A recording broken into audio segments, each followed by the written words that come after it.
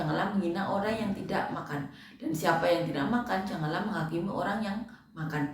Sebab Allah telah menerima orang itu. Siapakah kamu sehingga kamu menghakimi hamba orang lain? Entahkah ia berdiri, entahkah ia jatuh, itu adalah urusan tuannya sendiri. Tetapi ia akan tetap berdiri karena Tuhan berkuasa menjaga dia terus berdiri. Yang seorang menganggap hari yang satu lebih penting daripada hari yang lain, tetapi yang lain menganggap semua hari sama saja. Hendaklah setiap orang benar-benar yakin dalam hatinya sendiri. Siapa yang berpegang pada suatu hari yang tertentu, ia melakukannya untuk Tuhan. Dan siapa makan, ia melakukannya untuk Tuhan, sebab ia mengucap syukur kepada Allah. Dan siapa tidak makan, ia melakukannya untuk Tuhan, dan ia juga mengucap syukur kepada Allah. Sebab tidak seorang pun juga di antara kita yang hidup untuk dirinya sendiri, dan tidak seorang pun yang mati untuk dirinya sendiri. Sebab jika kita hidup untuk Tuhan, dan jika kita mati untuk Tuhan. Jadi baik hidup atau mati, kita adalah milik Tuhan. Sebab untuk itulah Kristus telah mati dan hidup kembali, supaya ia menjadi Tuhan, baik atas orang-orang yang mati maupun atas orang-orang hidup. Tetapi mengapakah engkau menghakimi saudaramu? Atau mengapakah engkau menghina saudaramu? Sebab kita semua harus menghadap tahta pengadilan. Karena ada tertulis, demi aku hidup, demikianlah firman Tuhan, semua orang akan bertekuk lutut di hadapanku, dan semua orang akan memuliakan Allah. Demikianlah setiap orang di antara kita akan memberi pertanggungjawab tentang dirinya sendiri kepada Allah. Amin ya. Dikatakan janganlah menghakimi saudaramu. Dikatakan di sini, apabila ada yang lemah imannya, jangan dihakimi tanpa mempercakapkan pendapatnya. Dikatakan yang seorang yakin bahwa ia boleh makan segala jenis makanan, tetapi yang lemah imannya hanya makan sayur-sayuran.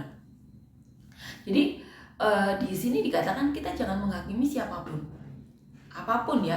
Seperti kita pernah bahas sebelumnya saat para rasul dan para murid mengajar di luar orang Yahudi, di mana mereka tentu tidak bersunat ya. Dimana kita tahu orang Yahudi diwajibkan untuk bersunat, dan orang-orang bukan Yahudi tidak bersunat. Nah, di situ ada beda pendapat. Tetapi setelah mereka berdoa mendapatkan tuntunan Roh Kudus, mereka juga berpendapat tidak boleh saling menghakimi. Karena yang tidak bersunat ataupun yang bersunat saat Petrus berkhotbah, semuanya mendapatkan lawatan Roh Kudus. Amin ya. Dan itu akhirnya mereka perkatakan tidak boleh saling menghakimi. Seperti di sini, tidak boleh jadi batu sandungan. Amin ya. Baik yang satu yakin boleh makan segalanya, terus dikatakan yang lemah imannya hanya makan sayur-sayuran, tidak boleh saling menghakimi. Dikatakan di ayat 3, siapakah yang makan janganlah menghina orang yang tidak makan, dan siapa yang tidak makan janganlah menghakimi orang yang makan, sebab Allah telah menerima orang itu. Jadi siapa yang makan ataupun yang tidak makan, itu jangan saling menghakimi, karena Allah itu menerima orang itu. Dikatakan di ayat